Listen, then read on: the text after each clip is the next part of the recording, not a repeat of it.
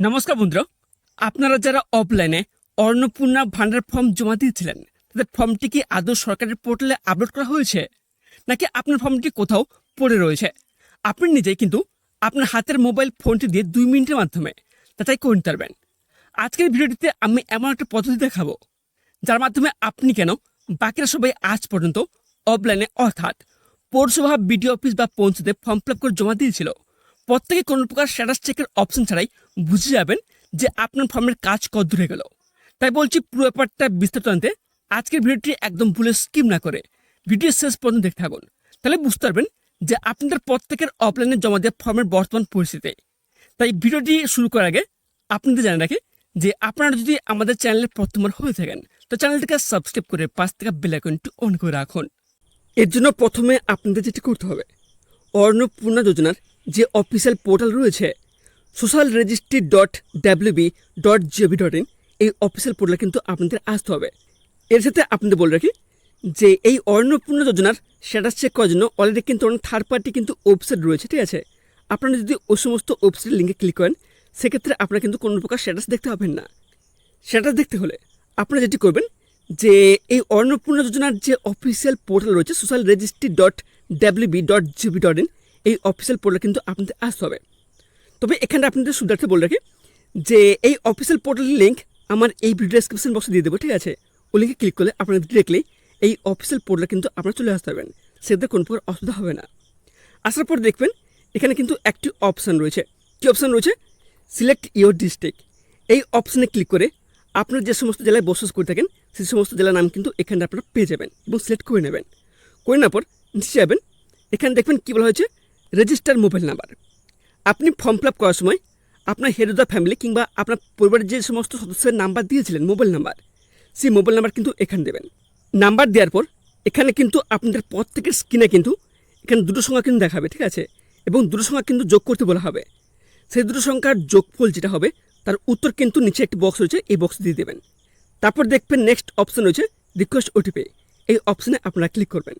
Click করার পর আপনি যে মোবাইল নাম্বারটা দিয়েছেন, ঠিক আছে, সেই মোবাইল নাম্বারে কিন্তু একটি 6 ডিজিট কিন্তু ওটিপি যাবে। ওটিপিটা এখানে বক্সে দেবেন। দেওয়ার পর তার ঠিক নিচে দেখবেন এখানে অপশান রয়েছে ভেরিফাই অ্যান্ড কন্টিনিউ। এই অপশানটিতে আপনারা ক্লিক করবেন। তারপর এখানটা আপনারা নোটিস করবেন এখানে কিন্তু অন্নপূর্ণা যোজনার যে অনলাইন ফর্মটা রয়েছে সেই ফর্ম কিন্তু এখানটা আপনার সামনে শো হবে। এখানটা আপনাদের বলে রাখি, আপনারা যারা অফলাইনে ফর্ম ফিল আপ করে জমা দিয়েছিলেন সেখানে যাবে হেড অফ দ্য ফ্যামিলি কিংবা সদস্য 1, সদস্য 2 দিয়ে তথ্য দিয়েছিলেন, সেই একইভাবে কিন্তু এখানটা সমস্ত তথ্য কিন্তু এখানটায় আপনাদের দিতে হবে। তো প্রশ্ন হচ্ছে এখানে আপনারা দেবেন কী করে? এই নিয়ে কিন্তু অলরেডি কিন্তু আমার চ্যানেলে ভিডিও রয়েছে, আপনারা চাইলে দেখে নেবেন এবং সেই ভিডিও লিঙ্ক কিন্তু আমার এই ভিডিও ডেসক্রিপশন বক্সে দিয়ে দেবো, ঠিক আছে?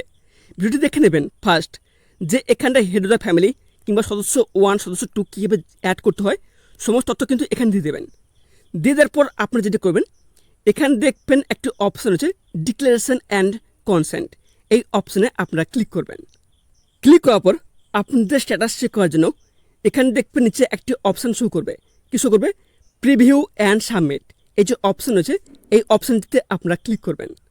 যখনই আপনি প্রিভিউ অ্যান্ড সাবমিট অপশানে ক্লিক করে ফাইনাল সাবমিট করতে যাবেন তখনই আসল ম্যাজিকটা দেখতে পাবেন। যদি সাবমিট করার পর আপনার স্ক্রিনে এরকম একটি মেসেজ দেখায় যেখানে লেখা থাকবে an application has already been register or submitted in the system matching the ID provided, তাহলে বুঝবেন আপনার জন্য বিশাল সুখবর। কেন বলছি তার আগে আপনারা জেনেন যে এই মেসেজের আসল অর্থ লাগে। এই লেখাটির একদম সহজ অর্থ হলো আপনি অফলাইনে যে ফর্ম ক্যাম্পে বা বিডিও অফিসে বা পঞ্চায়েতে জমা দিয়েছিলেন, অফিসে দাঁড়িয়ে থাকা কর্মচারীরা সেই ফর্মটি দেখে ইতিমধ্যে সরকারি অনলাইন সিস্টেমে আপনার আধার ও মোবাইল নাম্বার দিয়ে ডেটা এন্ট্রি করে দিয়েছেন। যেহেতু তারা কিন্তু অলরেডি একবার এন্ট্রি করে ফেলেছেন, তাই আপনি যখন নতুন করে নিজে থেকে আবেদন করতে আছেন সিস্টেমে আপনাকে বলছে যে এই তথ্য অলরেডি সিস্টেমে রয়েছে, অর্থাৎ আপনার ফর্মটি রিজেক্ট হয়নি বরং সফলভাবে নথিভুক্ত হয়ে গেছে। এছাড়াও আপনাদের মধ্যে অনেকে একটি সমস্যার সম্মুখীন হবেন, আর সেটি হলো আপনারা এই এসএমএসটি দেখতে পাবেন না। তার বদলে আপনারা যখনই সাবমিট অপশানে ক্লিক করবেন তখন আপনাদের ফর্ম সাবমিট হয়ে যাবে। তবে এখানটা আপনাদের মনে প্রশ্ন থাকতে পারে যদি ফর্মটি সাবমিট হয়ে যায় তবে তার মানে কি? এখানটা আপনারা ভালো করে বুঝুন।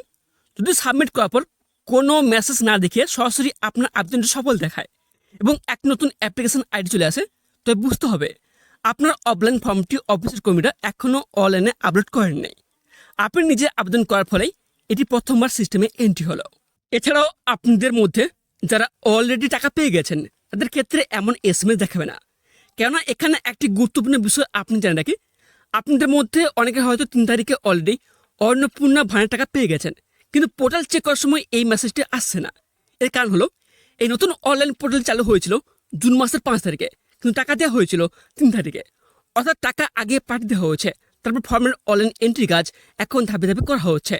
তারা যারা টাকা পেয়ে গেছেন তাদের ভয়ের কোনো কারণ নেই, আপনার তথ্য আস্তে আস্তে আপডেট হয়ে যাবে, এই নিয়ে চিন্তার কোনো বিষয় নেই। তো বন্ধুরা, অন্নপূর্ণা ভাড়া নিয়ে এই মুহূর্তে ঠিক এইটুকুই আপডেট পোর্টাল থেকে পাওয়া যাচ্ছে। পরবর্তী যদি সরকারি স্ট্যাটাস চেক করার নতুন কোনো লিঙ্ক বা পোর্টাল চালু হয়, আমরা সবার আগে এই চ্যানেলে ভিডিওর মাধ্যমে আপনাদের জানিয়ে দেবো। আজ এখানে শেষ করছি, দেখা হচ্ছে পরবর্তী কোনো গুরুত্বপূর্ণ ভিডিওটিতে। ততক্ষণ সব ভালো থাকবেন, সুস্থ থাকবেন, এবং তার সাথে আপনারা যদি আমাদের চ্যানেলে প্রথমবার হয়ে থাকেন তো চ্যানেলটিকে সাবস্ক্রাইব করে পাশ থেকে বেল আইকনটি অন করে রাখবেন। ধন্যবাদ।